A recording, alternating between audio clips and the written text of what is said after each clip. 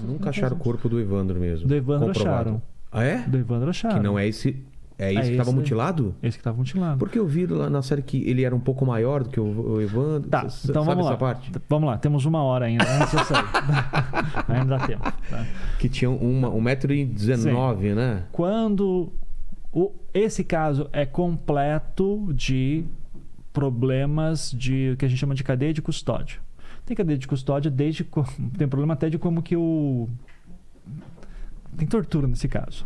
Só que tem jeito de você esconder a tortura para quem conhece, tá? Que é o que esses policiais sabiam fazer. Não deixar marca, essas coisas. Não deixar marca. Mas até deixar marca, tipo assim, apanhou um pouco. Ele caiu, sabe? Ele caiu quando estava saindo da viatura. Os caras dão uma história assim. Mas assim, tem jeitos de você... A coisa de cadeia de custódia é do tipo, eu encontrei este óculos na cena do crime, então eu vou pegar este óculos com uma luva que não vai deixar minhas impressões digitais, eu vou colocar num saquinho, não sei o quê. Daí eu vou assinar um lá, vou tirar foto, vou dizer que eu tô tirando, registrar. Um procedimento... Eu, de perito criminal aqui no local, vai para fulano de tal no laboratório, que vai para não sei o quê, daí sai um laudo. Então, tipo, tá sendo respeitado, tá todo mundo respeitando. O corpo do Evandro não passou para essa cadeia de custódia bem assegurada. Tá? Isso é um primeiro ponto válido. Tá? Em que sentido? O corpo sai de Guaratuba, ele é encontrado na manhã de sábado. Eu tô lembrando de cabeça, agora tá tudo com detalhe no livro e na série. Principalmente no podcast, né? Pega o corpo um sábado de manhã, ele é encontrado. Daí lá de tarde ele vai pro IML de Paranaguá, que é uma cidade ali próxima, que foi a antiga capital do Paraná, inclusive. 40 minutos ali de Guaratuba, 40, 50 minutos de Guaratuba. E fica lá, e daí ele vai para Curitiba, para ser examinado no IML de Curitiba, que é 1 hora de distância. Então, assim, ele deveria chegar lá à noite, como de fato chegou. Só que no livro do IML de Curitiba consta que o corpo do Evandro só apareceu na manhã de domingo. Então fica essa história do tipo assim, então o corpo do Evandro, alguma coisa deve ter acontecido nesse trânsito que o corpo desapareceu. Ou foi trocado no caminho. Aí tem uma história de que tinha algodão na boca e depois não tinha, que o corpo não sei o quê. Tudo isso são conversas de pessoas que lembram de uma coisa ou outra. Então, assim, vai ter versões de que alguém viu o Diógenes jogando o corpo no mato. Tá? Vai ter versões de que era o corpo realmente maior. Que ele estava de bermuda e era um short. De bermuda, eram shorts. Só que daí assim, porque tem uma foto do Evandro usando o mesmo shorts. De que quando aquela foto? Você tem filho, né? Então, quantos anos ele 4. 4. Então você deve... O meu tem 1 ano e 7. Não, agora. Eu vou saber. Então assim, eu comprei um croquezinho pra ele que eu paguei caro pra cacete. Daí eu disse assim, ficou lindo. Igual o meu, assim, depois sabe? de 3 meses. Eu disse assim, cara, sei lá, você sacanagem, devia pagar uns R$150, assim, na promoção. Daí eu pensei assim, vai ficar foda, né? Pai e filho com o mesmo croque, assim. Durou 2 semanas. Exato. Eu digo assim, filho da puta, né? Como que cresce assim sem me avisar? Assim? Então eu não sei de que ano que é aquela foto, tá? Porque não tem laudo dizendo. Só aparece uma foto com o Evandro naquela foto. Mesmo assim, quando você vê a foto do corpo, você já deitou de bermuda? Você tá de bermuda e você deitou. Tipo, a tua bermuda fica exatamente no mesmo local que você fica. Não, ela sobe um pouco. Claro. Né? O Evandro, o corpo dele estava todo aberto. Então é como se não tivesse cintura, essa parte da cintura. Tá. Então o short ainda dá uma subidinha e ainda tá meio amassado para cima. Então, sabe, que critério é esse? Critério científico. E o que da altura, Da altura, o Dr. Francisco Moraes Silva, que é um dos autores da necropsia do corpo do Evandro, ele diz assim, você não mede corpo com régua, não? Esquece isso. Não. Você tem que pegar porque o corpo, quando ele passa lá pelo rigor mortis e tudo isso, ele vai alterando de tamanho. Então você não é... Provavelmente o corpo não é identificado, como era do caso do Evandro ainda. Sim. Tem essa questão da identificação já sendo feita muito rápido no próprio retirado do corpo, porque identificaram pelas roupas dele, né? Esse aí é o calção do Evandro, a chave do Evandro. Então, deve ser o Evandro. Da chave da casa? A chave da casa estava perto do corpo, né? E daí dizem que estava num local... Para ser visto. Tronco, né? Daí tipo, mas... Isso pode significar tudo e pode não significar nada. Exato, entende? né? Então, sabe... Parece que tudo tem uma narrativa e tudo vai batendo para aquela, mas se tiver outra também vai bater. Pode ser qualquer coisa. Pode ser qualquer coisa, exato. Pode ser qualquer coisa. Então, o fato é que o Dr. Francisco Moraes Silva, que é um dos autores, ele explica isso no júri, que é assim, medição de corpo, especialmente depois de tanto tempo e tal, você tem que pegar pelo fêmur. Pega o tamanho do fêmur, daí você tem uma escala, tem uma tabela lá que diz assim, o tamanho do fêmur é tal, você bota numa tabela, diz assim com exatidão de idade e qual estatura. Entendi. Então, o fêmur desse tamanho é um corpo dessa estatura aqui, que corresponde numa tabela antropométrica a tantos anos. Quando você lê isso, bate a idade do Evandro. Bate certinho. Que é o que vale. Só que daí você tem um perito que não é médico, que não fazia necropsia, que diz que viu no local, que viu o corpo do Evandro, nem no local do corpo, ele diz que viu o corpo do Evandro no IML, e ele diz, eu olhei aquela criança e ela parecia maior. Eu olhei aquela criança, eu notei que o short assim, eu notei que assim, tá tudo no achismo. E daí, eu notei a criança que ela tinha manchas no corpo, que parecia que tinha sido um congelado.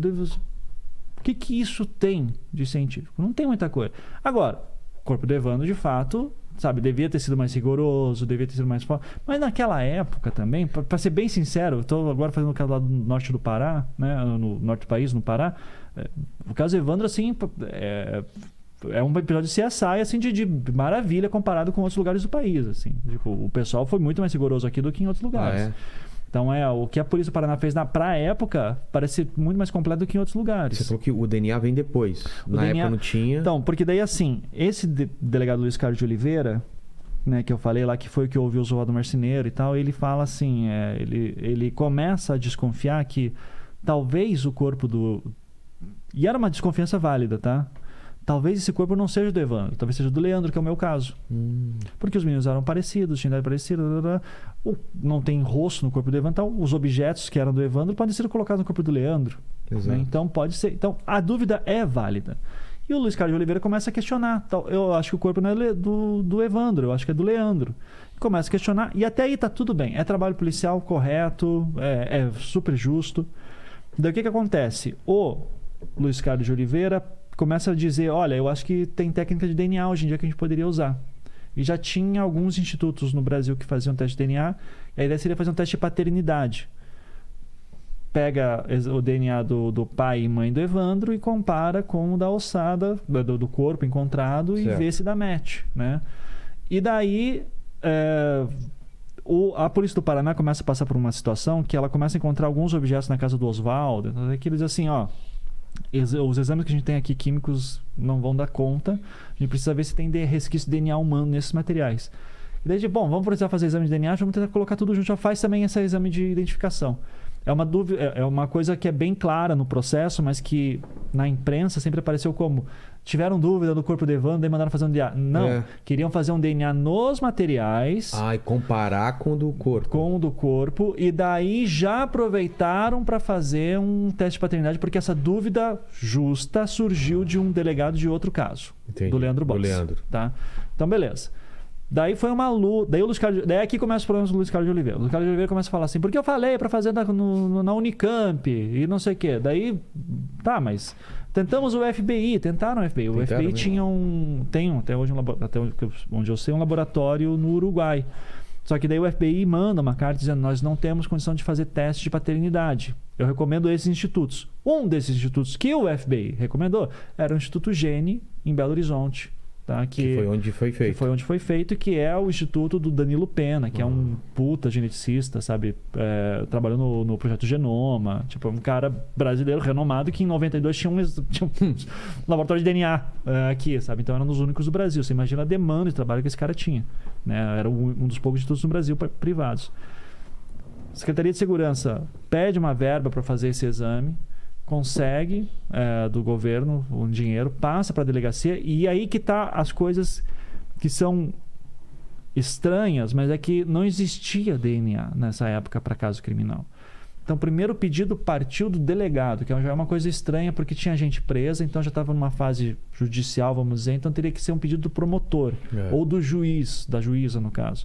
Né? Mas daí é o delegado que pede, não só qualquer delegado, é o delegado geral da Polícia Civil do Paraná. Então, ele pede aquilo, e daí ele diz assim, quero que faça exame de DNA. Daí, qual que seria o correto? Porque já tinha gente presa, da onde que retiraram esse material? No caso Evandro, do corpo do Evandro em específico, foi retirado um pedaço do fêmur. Quando o corpo foi levado lá em abril, ainda em abril que o corpo foi encontrado, no dia seguinte que o corpo foi encontrado, foi um pedaço do fêmur, um pedaço de um bloco cistológico, que acho que é uma parte do músculo, uma coisa assim. Foi retirado partes do corpo dele e deixado no cofre do IML. É esse material que é levado para fazer esse exame. Tá? Ou seja, não precisou exumar corpo, não precisou nada. Precisou ir lá para o cofre do IML, pegar o que estava lá. Daí são 2 químicas legais com um delegado, pegam esse material e levam até o Instituto Gene e tal. Isso é quebra de cadeia de custódia, de certa forma. Porque o certo seria, como já tinha gente presa, tinha aqui um promotor e advogados ir lá conferir, ver esse material. Daí via que esse material foi recoletado ali dentro, conferia que esse material que está no cofre é mesmo daquele corpo que está enterrado lá em Guaratuba. Como não foi feito isso, e foi policiais com químicas legais levados para lá, sai o primeiro laudo e diz assim, olha, a gente não conseguiu ainda chegar à conclusão que o corpo é do Evandro mesmo, tá? Porque o primeiro laudo, assim, nós fizemos alguns testes, então... Daí vem esse negócio que as pessoas não têm muito conhecimento. Eu tive que fazer 3 programas sobre DNA só para poder entender. Mas DNA não é uma molécula muito estável, tá?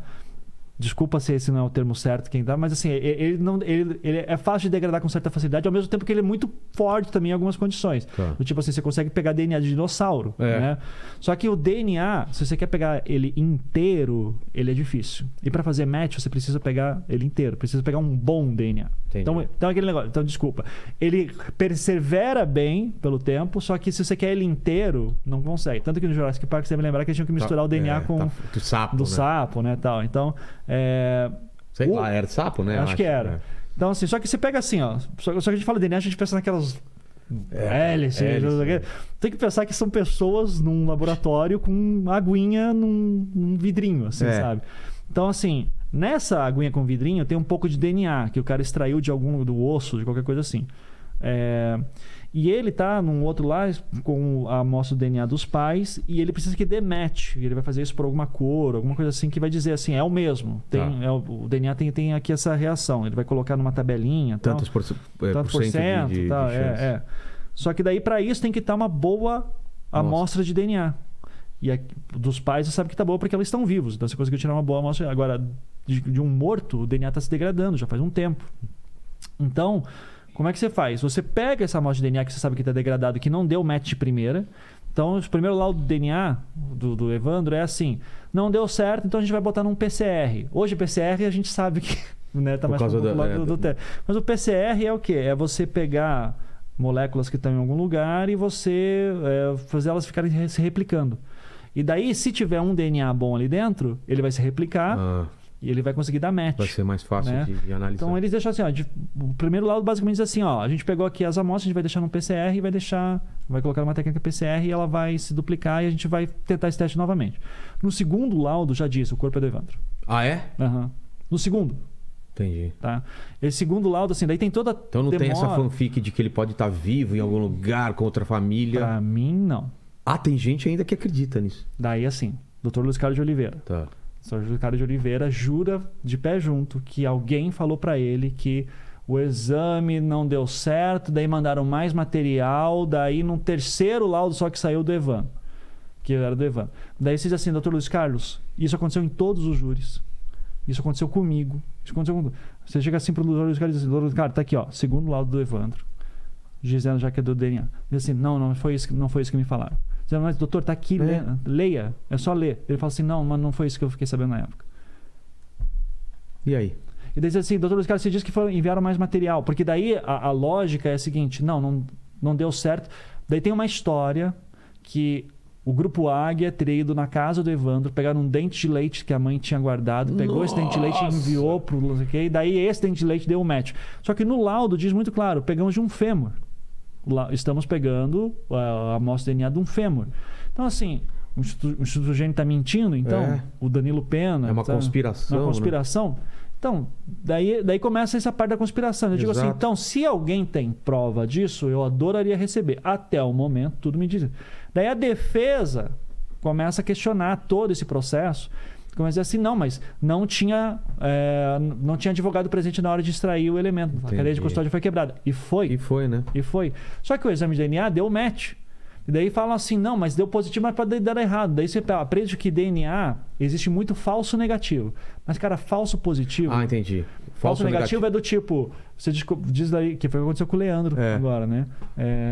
Diz assim, não, essa assada não é de tal pessoa. Daí passa um tempo, melhora a técnica, consegue um DNA melhor. E diz assim, não, na verdade era. E daí quando dá positivo, não... Daqui muito um difícil. Tempo, a gente errou, não era positivo. O positivo não... É mais difícil errar um positivo do que acertar na loteria. É mesmo? Agora, negativo acontece muito fácil, porque quer ver uma coisa boba? Tá lá com a amostra de DNA no vidrinho, e daí alguém espirrou. O técnico espirrou, sabe? Ou caiu uma gotícula de alguma coisa.